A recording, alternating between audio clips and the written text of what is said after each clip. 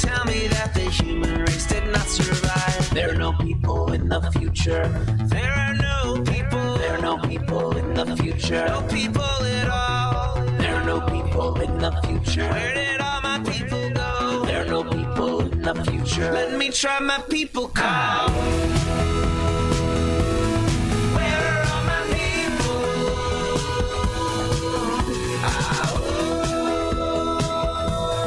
Where are all my people? I guess I'll fly away now. Yes, indeed. Welcome to Raging Chickens Out to Coop Live. Yes, it is our call-in show for Monday, November 16th, 2020. On Out to Coop Live, we talk to progressives, activists, and troublemakers of all sorts from our own backyards and across the country. On Fridays, Sean Kitchen and I break down the good, bad, and the ugly in state and national politics on our regular podcast. But you can get both the live show and our regular podcast by subscribing to our podcast on Podbean, iTunes, Spotify, or wherever you get your podcasts. But you can only join the conversation live through the Podbean app right here on Monday mornings. You can help support this show by becoming a patron for as little as $5 a month at patreon.com/rcpress. If you're listening to this show live on the Podbean app, you can actually show us some love right now. You can drop a few bucks in our tip jar by clicking on the little gift icon at the bottom of the screen. Yes, indeed. You can fill your digital pockets with Podbean's golden beans. That's what they call them. I can't make this up. And send us a gift of your choice. And every gift that you send helps support and expand this podcast. You can also, if you really wanted to, you can also hit us up at paypal.me/rcpress and give us a little kind of tip in our tip jar. That'd be fantastic. If you're looking for more PA-based progressive talk, tune into the Rick Smith Show's live stream, 9 p.m. Eastern on his YouTube channel, his Twitter page, his Facebook account, or subscribe to his daily podcast wherever you get your podcasts.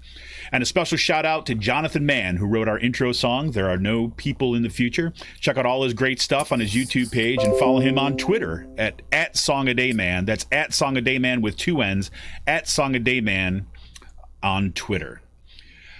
And on today's episode, I am super psyched that those folks who've been tuning into their show for a little bit have known that that I've been wanting to get some folks on from PA Stands Up for a bit now, but recognizing that the election time is probably the worst time to get organizers on, so, because they're, guess what, organizing. But today's show, I welcome Lev Hirschhorn. He's the Deputy Organizing Director at PA Stands Up. Lev was also one of the founders of Reclaim Philadelphia and PA Stands Up. And in 2016, he was on staff with Bernie's campaign. Bernie!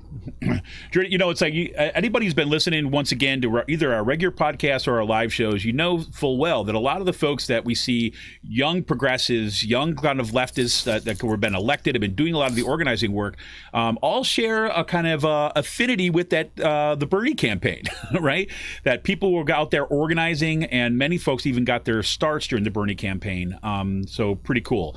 But during the 2020 campaigns, PA Stand Up backed progressive candidates from across the Commonwealth, and they have built a powerful model for grassroots political organizing. On today's show, we'll talk about the recent election and the organizing that needs to be done in the weeks, the months, and the years ahead. So with that, welcome to the show, Lev, man. Thanks so much for joining me. Thank you for having me. Thrilled to be here. Yeah, it's like, did you guys get a big storm down there too? Last night, yeah, we had a lot of rain here last night. Yeah. Where are you here from? I'm in a little town called Percy, about halfway between Philly and Allentown, just south of Quakertown. Got it. Okay. So, yeah. But I also teach up at Kutztown University. But since we're all online right now, this is my office is my workspace, is my home. Sure. How it goes. So Lev, one of the reasons I wanted to have you on today is, there's a lot of kind of machinations going on right now about, how to make sense of this past election, how to kind of like say, yes, we kind of, Joe Biden, Kamala Harris won, but then there was a lot of these down ballot races that were lost. Nationwide, we saw kind of Democrats lose House seats at the same time that Joe Biden is winning by what looks like now historic proportions. And and that's a real kind of disjointed. And, we saw those conference calls coming out about blaming the left, blaming progressives for all this kind of stuff. But, I tend to look at it through the lens of what right here in Pennsylvania. So, yes, there were some races left, but, man, I don't think I could recall, like, any time in my lifetime. I'm originally from upstate New York, but I've been here since 2002, and I could never recall a time which I've seen so much kind of energy and organizing and electoral wins, right, from progressives in this state. And I know that kind of PA Stands Up had a kind of a lot to do with that. So, before we kind of jump into all that, you give folks a little sense of kind of, what you're doing, what you do with PA Stands Up, what PA Stands Up is all about, and kind of what role it played in this past election. Yeah, wow. There's a lot there. Yeah, I'm trying to figure out maybe most helpful. I can tell folks a little bit about myself, awesome. Which sort of I think gives the story of how kind of Reclaim came about, which at least from my perspective leads nicely into the story of how Pennsylvania Stands Up came about and what we do. I've been organizing for about 10 years, 10 to 12 really. I graduated college in 2011, during the financial crash. And so, like so many other 21-year-olds, I got very excited when Occupy Wall Street happened because, I saw that as sort of this moment where things I believed in were becoming mainstream to a degree. Right. And like there was a way in which that narrative about what is the power that the rich and powerful have in our society, and who suffers as a result of that. I felt like that was becoming a narrative that I hadn't seen much of before in my life, and was suddenly coming to the forefront of people's consciousness. Right, like we are the 99%. Yep. But I didn't have much faith or belief in electoral politics at that time. I just, I guess I somehow had come to the conclusion that, politicians were never going to hold the same positions as I would, and therefore, we could get more done sort of trying to hold them accountable or pushing from the outside, right? Whatever that meant, And so I did, community and labor organizing for the next 5 years or so, give or take.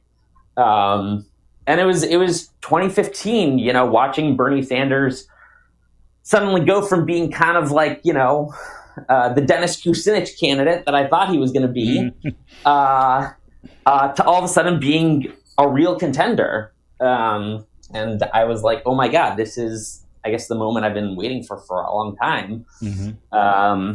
And so I signed up and joined and worked on the campaign. Worked on the campaign for about 6 months. The last assignment I had with the campaign, I was the regional field director for Sanders 2016 in the city of Philadelphia, which is where I'd been living for a couple of years at that point. Mm-hmm. And I was just super impressed by the caliber of volunteer organization that had been built here already by the time I arrived. Yeah. Tons of volunteers who, organizing for the first time in their lives, who were really good at it. Building incredible field program. And so, even though we lost that election, I felt this very strong sense of what we've built here is really powerful, could be really powerful, and we need to keep organizing. So it was about 2 weeks after the Pennsylvania primary ended here in 2016 that we had the first ever meeting of Reclaim Philadelphia. There was maybe about 30 of us in the room at the time. And basically we said, we want to keep going. We want to keep organizing. We think we can actually win electoral victories. We think we can win on policy. Mm-hmm. And we just have to organize to get there. Well, and I'm really glad you brought that up about the organizing capacity that was already on the ground leading up to the 2016 campaign. Because, I think that one of the things that we emphasize quite often on the podcast too, as well, is these things don't come out of nowhere. And, True. And there's been people, that whole idea that somehow these social movements and organizational victories kind of spring spontaneously out of the earth it's just not the way it works. And the fact is that, in Philadelphia, really across the state in a whole bunch of different ways, organizing has been taking place nonstop since, and I'm glad you brought up Occupy Occupy Wall Street, because I think, right, that was one of the predecessors, right? I mean, you look back, and a matter of fact, Occupy Wall Street we should talk about the Wisconsin uprising as part of that too as well. Yes, absolutely. Right, in the wake of the the Tea Party victories in 2010, and that was actually what spawned Raging Chicken. I mean, it was in that environment we realized that there was just a complete lack of progressive media infrastructure in the state, and instead of just complaining about that, said, okay, well, let's do something about that. Right. And that was happening all over the place where and this is also something I really want just to emphasize for folks that are tuning in about what Occupy, because so much of the discussion or the kind of looking backwards about Occupy, people tend to look at Occupy as not accomplishing things. But that is everything is just so fundamentally wrong in my book, because that was the spark in many ways where people started asking, OK, we did that. Now, how do we organize based upon that experience? So anyways, I didn't mean to interrupt, but I think that was, that's a really important point to do this, because, that Philadelphia has been, exploding with organizations for quite some time now. Yeah, absolutely. And Occupy was definitely it was a significant moment in my life, personally, just sort of setting out, I think, largely on the trajectory that I've been on for the last 10 years. Right. Anyways, to continue the story, to make it short, Reclaim has done some incredible organizing over the last 4 years in Philadelphia. We played an integral role in the election of Larry Krasner back in 2017. We helped elect Elizabeth Fiedler in 2018 as current state representative. And then, two of our core members have just won their elections to the State House and State Senate. That's Nikhil Saval in Senate District 1 and Rick Krajewski in House District 188, which is actually my House district. So we've done there's been some incredible organizing that's been happening in Philadelphia. But even as early as 2017, 2018, we were sort of looking at the way that power is distributed in Pennsylvania and realized there's definitely a limit to what we are able to achieve with a regionally specific organization like that. But so much power is concentrated in Pennsylvania, in the capital, in Harrisburg, in the Republican-controlled legislatures. And so we sort of immediately started kind of looking around to the rest of the state to see who else was thinking like we were. Right, we saw the incredible work that was happening in Lancaster with Lancaster Stands Up, and began a series of conversations about what it would look like to sort of bring this kind of energy together and form a statewide organization. And that's what Pennsylvania Stands Up is. That's the organization that we've built. That's looking at what does it look like to build a statewide, multiracial, working class organization that's going to contend for power here in Pennsylvania. And that's absolutely it. I mean, it's astonishing to me, how quickly the organization has built up. I mean, and again, in some ways, I think, I hate to put things in terms of like branding, okay, but bear with me for the moment. Is that the whole idea when Lancaster Stands Up, right? When they started, saying, okay, we're gonna be based in a kind of populist, working class, multiracial, right, organization. We're not going to kind of say, okay, we are these Democrats or we are this brand, but no, we are people. We are a people-powered movement that wants to take power back. And then when you all decided to kind of say, okay, let's have these conversations, and then let's kind of say we're going to have stand-up, say, chapter. Would you call them chapters? You call them regional organizations? Chapters, yeah. Chapters, right? The Pennsylvania Stands Up chapters, yeah. Right, kind of emerging all over. What was so fascinating for me is to watch out that is because especially, I'm kind of close to Lehigh Valley. Lehigh Valley is kind of close to my heart. I used to live in Allentown. It's the first place I ever lived in Pennsylvania. I still believe that Lehigh Valley is the future of Pennsylvania when it comes to progressive politics, and it's been kind of historically neglected in favor of Philadelphia and Pittsburgh. That is completely changing right now. But if you look at the work like the what Make the Road was doing kind of there, you see what the DSA has been doing in Lehigh Valley, and now you see once kind of PA Stands Up got together as an organization, you find that boom, these folks are flocking to that organization there too as well. So suddenly you get a chance to be able to see the work that has been going on, right, for like a decade. because we've got this, this umbrella of saying, here's PA stands up and we're going to look and we're going to build power.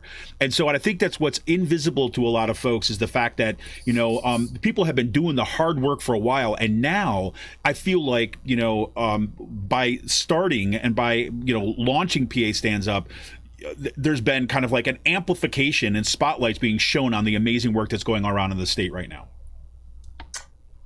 Interesting way of putting it. Yeah, many of the organizations you named are still doing the incredibly hard and difficult work, of organizing. Make the Roads a phenomenal organization that I think plays a really key part of the progressive infrastructure here in Pennsylvania.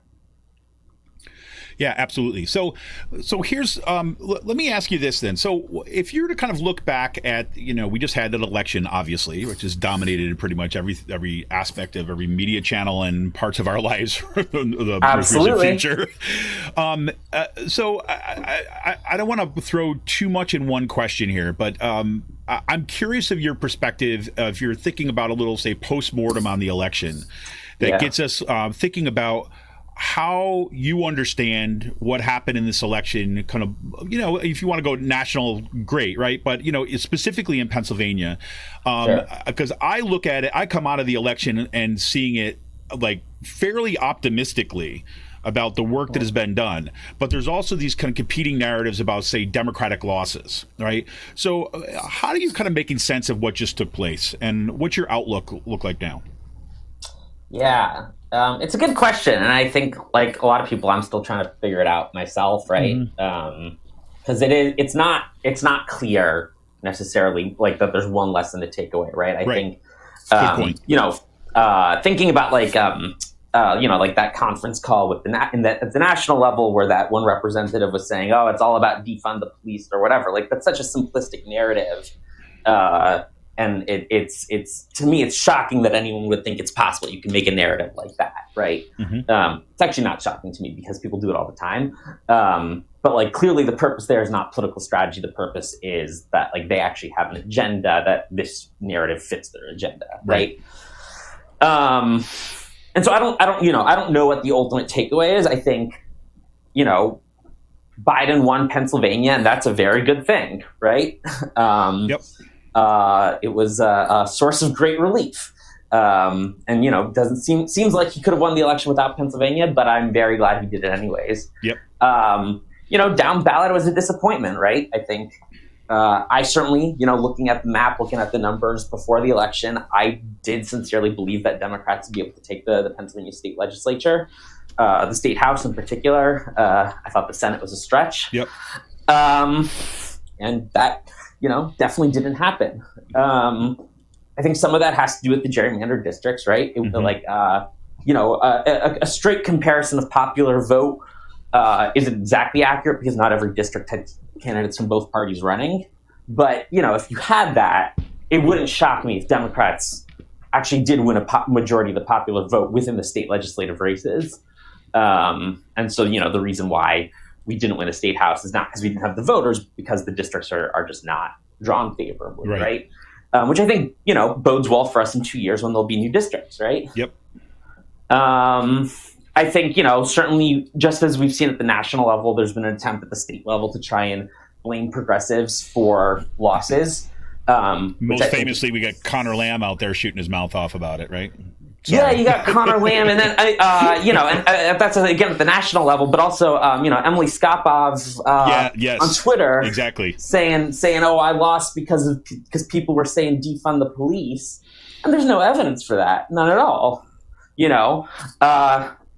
talked about how you're near the Lehigh Valley. To me, I'm looking at the results in the Lehigh Valley. You've got Kevin Bronco running in House District 131 and Tara Zirinsky running in House District 138. Right? Before the election even got going, like, people were talking about 131 as a district that was going to be a swing district, that's a competitive district, whereas people were not talking about 138 that way, right? People thought that was a done deal for the Republicans. Kevin Bronco, ran a centrist, pro-corporate campaign. He even got endorsed by the Fraternal Order of the Police. Whereas you look at Tara Zirinsky, who ran a bold, progressive, populist campaign, right? These are, I don't think they're neighboring districts, they're nearby districts, right? Kevin Bronco got, all the support from the state Democratic Party that, they could muster because it was a winnable district, quote unquote, and Tara Zirinsky did not, right? And you look at the final results, they come within about a point of each other. Exactly. Kevin Bronco, I believe, finishes with 45%, and Tara Zirinsky finishes with 44%. Yep. Right? So, show me the evidence that defund the police lost anybody any election, please. I'm looking for it. I don't think it exists. Absolutely. And I think this is just, I've been of a few minds about this. One, I have to say, when I first started seeing the big pushback, I mean, obviously, I like many kind of on the left, you kind of start digging your heels in and getting pissed off, right? That these people are saying these things. But at the same time, I kind of look at this, and the more time that passes here, my attitude at this point is kind of like, all right, say whatever you need to say. It's like, go for it, because there's no evidence. There's nothing to back up what you have to say. And as we get more data about what actually happened in those elections, it becomes pretty clear that, the defund the police, right? The idea about socialism, Medicare for all, and all this, there is zero evidence that those things had any impact in those specific races. Yeah. Right? I mean, there's just none. And it's like, and matter of fact, AOC was out there, tweeting this out. So, well, if you look at all the candidates in swing districts that ran on Medicare for all, right, kind of nationwide, they won. Right. So, right. I mean, that was kind of good. And I think, we had Tara Zirinsky on the show a couple weeks back right before the election. And, I personally, from kind of where I was sitting, I thought even the race was even going to be closer than it was. Sure. Because I think she had a real shot in doing that. And I think, what in the aftermath, we got to look at really what drove Republican turnout, right?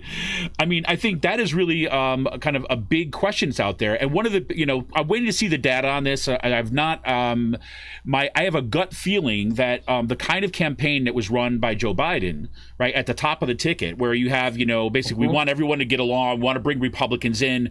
You actually gave, people the opportunity to, so instead of staying home and getting frustrated, Republicans, right, instead of having Republicans stay home and frustrated with Trump and saying that's just it, they would show up and vote for Biden, right, but then down ballot, flip on and kind of vote for Republicans because they were Republicans.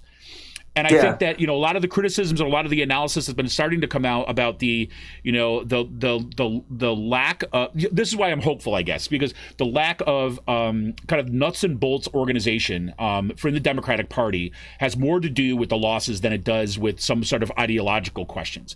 And this, what gives me hope is to see the kind of organization that, I'll look at, Tara Zirinsky's campaign just as a fantastic example. But look at kind of the races that PA stands up was backing across the state.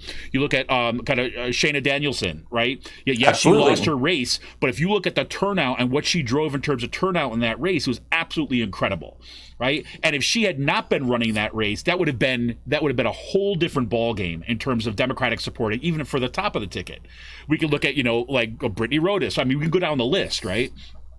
So it's like, it seems to me that some of the criticisms that we're seeing at a national level here in Pennsylvania, that organizations are already kind of on the grounds doing that work of building up, the nuts and bolts kind of technical infrastructure and organizing capacity on the ground across the state. Yeah, I don't remember who I'm plagiarizing this from. I think it was AOC who said, you have to invest in districts, not in candidates. That came from Doug Jones. Doug Jones, right? Yeah, from Alabama, right? Not exactly the kind of leftist banner waving black and red guy, right? Right? Yeah. Right. I think I saw it because I think AOC had retweeted it. Exactly. But yep. I think it's a really important point. It's like you have to invest in voters, you have to invest in districts, you have to show people that you aren't politics as usual. No one likes politics as usual. You can ask anybody, what do you think of the political establishment? And it doesn't really matter what neighborhood you're in or what town you're in, or, you'll get kind of similar answers. People do not like the political establishment. And so if you can sort of show that you're different, that you're doing something different, that you're operating differently, I think that wins votes. You know, Yep. I think that's one of the ways that Trump has been very successful is he was able to get up and say, you know, I'm a political outsider. I'm not politics as usual. I'm different. I think there's a way in which Biden actually amplified that message by saying, yeah, Trump is different than all these other Republicans that we've ever had, which, like, you know, on a policy level might not even be that true. Right. So I think that's sort of one of the things that we have to figure out is how to do that. So. Excellent. Well, I want to take a little kind of reminder of what we're doing here. This is Raging Chickens Out to Coop Live, and I'm here today. Excuse me. Whoa. I'm here today with Lev Hirschhorn from PA Stands Up. He is the Deputy Organizing Director for PA Stands Up. We're talking a little bit about the election, and we're going to kind of move forward, thinking a little bit about the future, of what we need to do, or kind of organizing that's going to happen kind of going forward. But remind everybody you can help support this show by becoming a patron for as little as $5 a month by going to patreon.com/rcpress, or show us some love right during this live show by sending us a gift through the Podbean app. You just click that little gift icon at the bottom of your screen, send us a virtual cup of coffee, a love balloon, some roses, even a golden mic. Just get yourself some golden beans and send the love. The gifts you send help support and expand this podcast. And to remind everybody who's listening in right now too as well, that this will also be available as part of our regular podcast, and make sure you subscribe to Raging Chickens Out the Coop on Podbean Live. So we're going to talk a little bit about kind of looking forward at this point, and kind of what kind of see on the horizon. And just in a kind of a few minutes, anybody, I'll let you know, maybe about say quarter to 12 or so, if you have any calls, people want to kind of jump in, you want to have some calls, you want to add your voice to the conversation, we'd love to hear you. We'd love to take your comments, calls, suggestions, thoughts. There it is. So we got a little bit about where we're at, and I think that's kind of say prudent to kind of look at where we're at now and saying, okay, look, we don't know all the answers, right, about why this happened, but have some kind of suggestions about moving forward. Here in Pennsylvania, right? I mean, it's as much as there's a big relief. I think there are a lot of folks that Joe Biden and Kamala Harris are the president and vice president elect. We've got like a gubernatorial race that's right around the corner. That we do. Right. We've got kind of more House races coming up right now. That's just an electoral side. But, if I hand it over to you, you're saying, okay, kind of looking forward, right? I know a lot of us on the left, right, certainly on this podcast, we had been saying that okay, we organized for the election, but then we got to be prepared to kind of, the day after, I think it's called, to move forward. And that was not going to change depending on, if Joe Biden got elected, it would be a different kind of organization or organizing that would have to take place than if it was Trump. But I'm curious from where you sit, kind of looking forward, both in kind of say, the short term, medium term, maybe even long term. What do you think that we need to be doing at this point looking forward? Wow, that's a huge question. Yeah, that's what I like to do. I mean, I think one of the first things comes to mind just thinking about, okay, Joe Biden's president. I think at the national level, there's an immediate question of, which in some ways revisits the fight of the Occupy era and the Obama era. It's not hard to imagine Joe Biden attempting to enact an austerity agenda, right? Yep. And sort of, saying, oh, we got to balance the budget. And, they're looking at cutting services and programs that people rely on and need, especially during a pandemic. And so I think there is actually an important fight to sort of say, well, actually, people want that. People need that. The people who voted for you are relying on it. So, don't do that. Right. So I think that's probably just like at a national level, that is likely to be sort of, I think, one of the main fights that we have to be prepared for and ready for. And certainly we'll see more about that as, the transition continues or gets started, depending on how we're looking at it. So I think there's that. Here in Pennsylvania, I mean, yes, you named it. There's going to be a governor's race in 2 years. I think everyone knows that Attorney General Josh Shapiro is considering running for governor. Frankly, if he does, I think there needs to be a conversation about, his record as a prosecutor, his record on criminal justice reform is actually quite dreadful. Yes. Right? His record in the Board of Pardons is really dreadful. And so I think, again, on the electoral side, it's thinking about, what does a progressive gubernatorial candidate look like, right? We've had lots of white men running for these seats for Senate and governor. What would it look like to have women, people of color seeking those offices? So on the electoral side, that's kind of what jumps out to me as sort of like looking forward to 2022. Yeah. And then of course, we can win the state house in 2022. The district lines will be different, better. And so we need to get candidates who are going to run more like Tara Zorinsky than like Kevin Bronco. Yeah. Right. And maybe that's for strategic reasons, but also it's for policy reasons. I'm really curious at what's going to happen in these next elections because historically, right, Democrats, if you talk about the Democratic, for shorthand, right, we're talking about, say, the broad left, people who generally end up kind of voting in the Democratic ticket, right? So sure. Not just capital D Democrats, whatever, but Democrats tend not to turn out as strongly in off-year elections, right, non-presidential elections, and I'm not so sure that's going to hold this next time round. I'm thinking, and again, this is just at this stage, I don't have evidence to back this up or suggestions. I mean, I think it's too new. But given the organizing that's already been taking place, the organizations that have been doing the spade work, the candidates that just ran in this last election and the organizations they built as part of those campaigns, even when they lost, they kind of brought out a lot of energy. And I'm really curious to see what happens with those campaigns going forth, whether or not it's those specific people that are going to run, right? But more like the organization that came out of that. So I'm really hopeful, looking for that next round to be able to take the House. Yeah, absolutely. And if any of your listeners happen to be part of, an organization that came together around a candidate this cycle and they're trying to figure out what to do next, I think we'd be happy to have that conversation with them. Yeah, exactly. Yeah.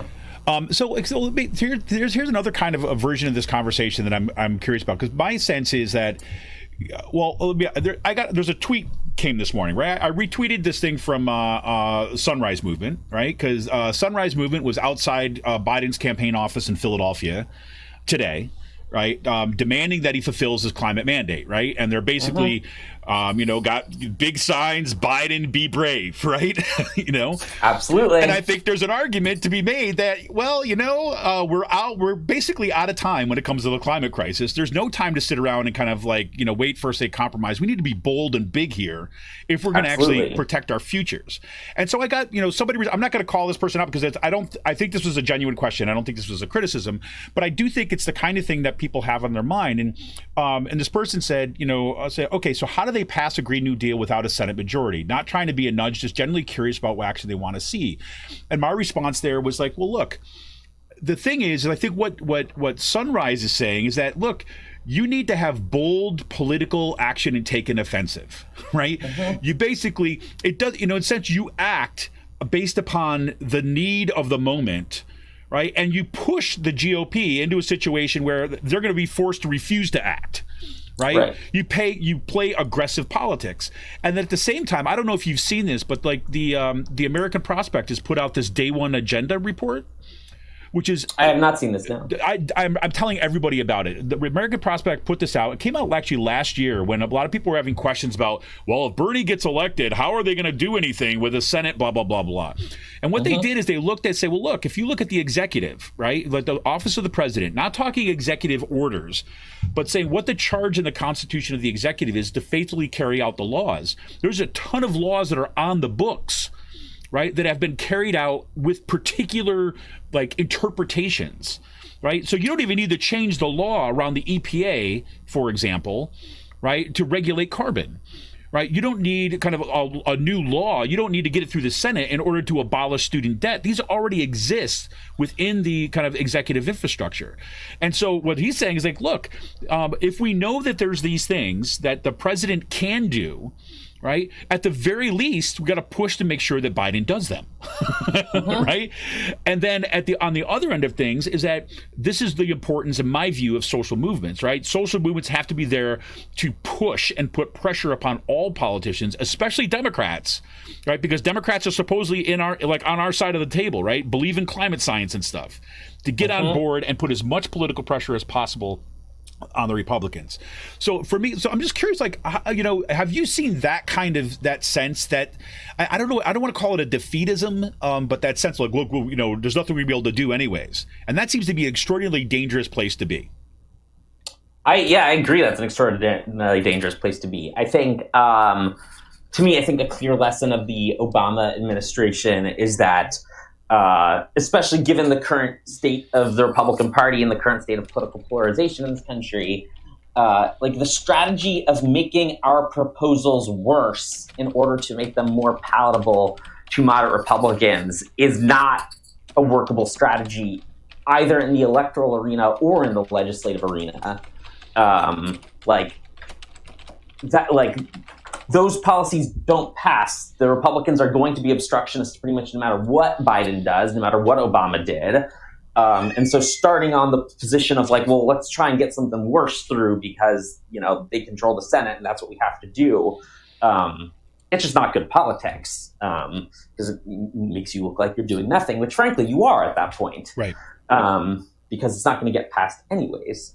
I think with like the Green New Deal, I think there's like I think this is in many ways a failure of the left that there's a narrative problem there and that most people don't know it's a jobs program, right? Right. To me, the most frustrating thing about sort of like the climate debate, and this is very true in Pennsylvania, is it gets framed as, well, it's a choice between climate and the environment. Yes, we want to ban fracking, but choice between climate and labor. Right. Yes, we want to ban fracking, but jobs. jobs. We can't put all these folks out of work. And like, you're right, you can't put all those folks out of work. Like, that's why a climate proposal and the original idea of the Green New Deal is, what does it look like to completely restructure our economy? Exactly. Such that it's not as reliant on fossil fuels. And to get there is going to take a huge amount of investment in jobs to completely switch over the energy infrastructure. And Absolutely. And, and the devastation. I spend kind of a bit of time up in fracking country. My wife has family up there. We spent up a bunch of time, but even Luzerne County, right, where we saw the single case, by the way, of election fraud in the state committed by a Republican who tried to vote. I saw that. Yeah, right. Just saying, everybody, right? If we're going to play in that terrain, okay, there we go. But, one of the things that, I've witnessed firsthand is, the boom and bust of the, fracking economy up there, and the ways that, people's livelihoods have been virtually destroyed. There's a short-term gain in terms of, laying pipe and, the construction of putting in that kind of infrastructure there, but then the jobs disappear. Right. So even at the level of jobs, it doesn't work out. As a matter of fact, if you saw most of the trucks, and this is terrain that has been gone over extensively, for people who have been shouting from the rooftops about the problems of investing in fracking in this way, is that we see what happens is that the workforce comes primarily from out of state. Right, kind of come in with these outside contractors. Yeah, they hire a few folks kind of locally, and then there's a short uptick, and then they go away. I mean, in a sense, this has been the history of Pennsylvania, right? I mean, it's been an extractivist paradise, and the communities, working class communities, are the ones that pay the price. Mm-hmm. Yeah, it was very shocking to me that I would get paid sponsored advertisements from the Biden campaign that said Joe Biden will not ban fracking in Pennsylvania. I just thought from a messaging and narrative standpoint, terrible messaging and also terrible targeting that I was getting it. So and I just I don't know. I'm not even asking for a really answer here, but it's one of these things that makes me really it's I don't understand why on earth your messaging wouldn't be something along the lines of like, we've seen what has happened in Pennsylvania history.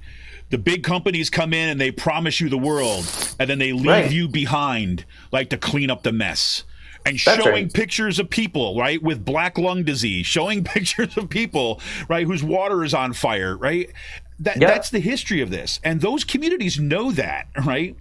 Absolutely. And so why on earth would that not be the primary thing? What would it look like to finally turn the table where the communities, the frontline communities, working class communities are not going to be the ones that are going to pay the price for the oil and gas industry? I mean, how hard is that, really? Yeah, right. Absolutely. Yeah. I mean, I do think, so, looking at some of the polling, like I do think within the media narrative about fracking, I think support for fracking is overstated. I think I remember seeing one poll where it looked like fracking had banning fracking looked like it had the support of something like 48, 49% of Pennsylvanians, right? It's close. It's not like a clear, everyone in Pennsylvania is pro fracking. That's just not true. Yeah, because I mean, there's just been enough time where the promises have been shown to be kind of non-existent, right? They've been right, false promises, and I think the experience is kind of leading it there. Yeah. So what do I remind everybody that if there's anybody who wants to kind of call in, you got something to say, you got a question for Lev, you just want to make a comment, you want to add your perspective, you hit that little kind of call-in button at the bottom of your app. We'd love to hear you. If you've got a question that you don't want to get on the phone, you want to post in the chat, that's great. Or for our YouTube listeners right now, if you want to kind of put a comment there too as well, I'd be happy to take them there. So let me ask you this. So where you sit. So let me just. I should have asked you probably right at the get go. So as a deputy organizing director, kind of what is it that what's the kind of like what's your lane within PA Stands Up?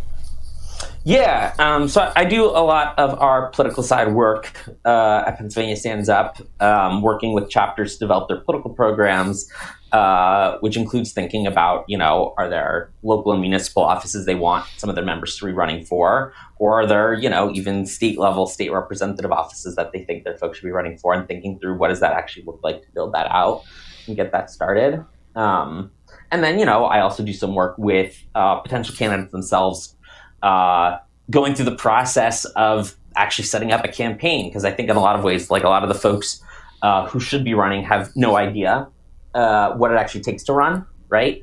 They're not people who are currently involved in politics, and so getting them into that place is definitely one of the roles that I take on at Pennsylvania Stands Up.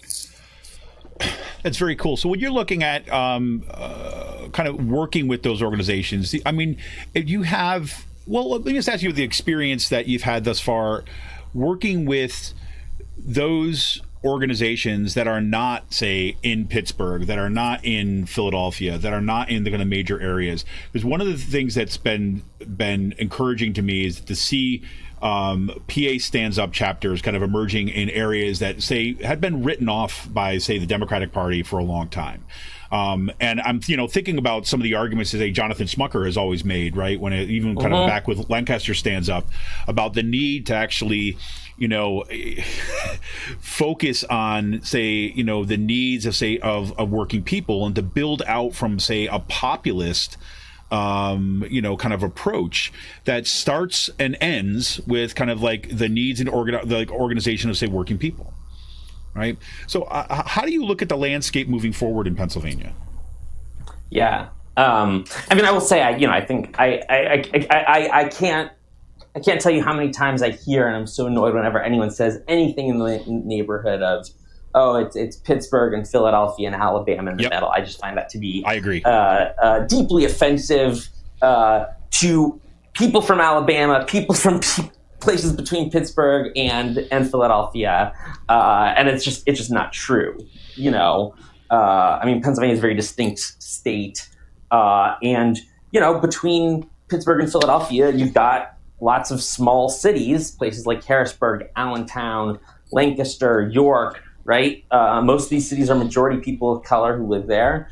Reading, right, and the thing that we keep seeing over and over and over again is, certainly from the Republican side, so much of their messaging is based on this is about us versus Philadelphia, right? And you see that all over the place. Trump, in some ways, even ran against Philadelphia on a national level, right? And then I think on the Democratic side, what you see, of course, is like sort of like the sneer and condescension towards the uncultured folks or whatever the attitude is about people who don't live in Philadelphia. And it's not helpful because it's not actually it's it's not useful politically, but also like people in Allentown often have the exact same concerns as people in Philadelphia, right? People in Allentown don't want their children to be shot at by police, right? People in Scranton don't want their grandmother to die of the pandemic. You know, it's like there is a solidarity to be knit together across the state of common interests, of common beliefs that can exist, and that can exist cross-racially as well, right? And it's organizing, because there's so many. There's so much story in the other direction telling people, no, that's your enemy, and it doesn't have to be that way. No, and I think by having a statewide organization too, when like we're not in an election cycle, can make those conversations that much easier in some ways, right? Because it's not always going to be, because I think, look, people play politics like they play sports. Right, right. In our country, it's about team sports, right? Mm-hmm, right. And it's it's extraordinarily difficult to get somebody who's like a Steelers fan to decide to become an Eagles fan, right? It's just it's not that it can't happen, right? But it's a hard thing to happen because you've got that tradition, that culture, that background, that team sport, and that's how it's framed in the media all over the place. But when we're not in an election cycle, then we're kind of pretty squarely showing up and engaging with people, right? Right. And it's not about like support this party, but it's like let's get you health care. Let's make sure that we're not kind of like letting our loved ones die when it could easily be fixed, right? Right. And I think the team sports analogy is especially valuable, because especially if you're looking at a situation where someone who does not follow sort of like the day-to-day of the political arena, which is, by far the vast majority of people in the country, they're not experiencing huge changes in their life depending on which color jersey happens to be in charge of the government at any given moment. Yep. Right? Like asking them to switch jerseys is not a very compelling ask. Right. There's nothing there. It's like, why? It's all the same to me, and if it's all the same to me, I'm going to vote with my pastor and with my family members and, with my racial group because I look like them, whatever. Like, that's the kind of like logic that people have when, they're looking at two parties that to many of them don't offer anything particularly different. Exactly. So, remind everybody, if anybody does want to kind of call in, you got a comment, you got a question, please kind of join in. And you hit that little call-in button at the bottom of your app. You want to throw us a comment, you got a question, comment, concern, let us know. But, as we're kind of getting up, kind of closing out the show for today, I like to kind of, like ask folks these two things. Like think about, say, plugs and possibilities, right? So if you're looking kind of forward, say in the short term, say there's something, say, coming up, something that you guys are working on that you want to plug, right? Kind of direct people to and so on. And then let's talk a little bit, say, about the possibilities. So if you had to kind of look out and talk to folks there who are organizing communities that are out there, what do you see as like the biggest hope or the biggest possibility that you have, say, for the next year or so? I think the thing that gives me hope above all else is what I saw this summer in the reaction to the murder of George Floyd. Thinking back on like my organizing trajectory over the last 10 years, thinking about the murder of Trayvon Martin and of Michael Brown and of Sandra Bland, and like every step along the way. Something about this time, it felt bigger, it felt significant, and I saw so many people, white folks, black folks, kind of get it in a way that a lot of folks weren't getting it before. And I think, to me, there's something very hopeful in that. Obviously, police are going to continue to murder black folks. Like as we saw in Philadelphia just last month. But I do believe that like there is momentum and motion towards reimagining what community safety means, and seeing that the police might not actually be the thing that makes people safe. I think there's more ground to shift that now than I've seen in the last 10 years, and that gives me hope. Awesome. Anything you want to plug? Anything I want to plug? You should become a member of Pennsylvania Stands Up or one of your local chapters. You go to pastandsup.org/members. You can join either the organization at large or one of the chapters that are local. It's a monthly contribution. It's how we fund our liberation, is having folks support it directly. And so, if you're not already a member, folks should become one. So. Awesome. See, if you didn't plug it, I would. There you go. Perfect. Yeah. So once again, make sure that if you want to find out more about them and become a member of PA Stands Up, you just go to pastandsup.org. That's pastandsup.org. You can also check them out on Facebook, on Twitter. They're all over the place, and kind of get in touch with folks. I mean, I think one of the things that that we've talked about a lot on the show before is that half the battle for folks who are, especially those folks who are kind of struggling or fighting or organizing in areas that they often feel like they don't know who else to connect up with, right? Half the battle is finding others, right? Half the battle is getting connected up with other folks that you can kind of gather and organize together, right? To break up the loneliness and break the isolation. And this is kind of one way you can do that, right? So definitely check it out. pastandsup.org. Check them up on Facebook, on Twitter, right across the board, and become a member there. Well, listen, man, I really appreciate taking the time out today. I know it's probably the exhaustion is still there just from the election time. So huge thank you for showing up today. Thank you for having me. Appreciate it. Yeah. And then, like I said, we'll have this will be available to everybody out there on our regular podcast. I will send out links. We'll be posting up links, and I'll send them directly to you too, Lev, so that you can kind of share it around for those folks who want. Like everybody who's shown up to here today, thank you so much for kind of tuning in. For those folks who are here on the Out to Coop Live, if you want to stick around for a little bit afterwards, I'll have a little afterwards that will be just for our little Out to Coop Live crew that will not be part of a regular podcast. We'll stick on after this too. But thanks again, Lev, for coming out today. I appreciate it. And hey, man, we'll look forward to seeing you in the streets. Absolutely. Have a good day. All right. This is Kevin Mahoney, editor and founder of Raging Chicken. Thank you all for tuning in today. And there was somebody at the top of the show that just really hated this song. Don't know what to tell you, man. This is it. All right. We'll talk to you soon. See ya! My face, my arms, can't tell if I exist. Am I the sky, the rock, or tree falling in the forest? I had a friend once, at least I think I did. I almost can't remember exactly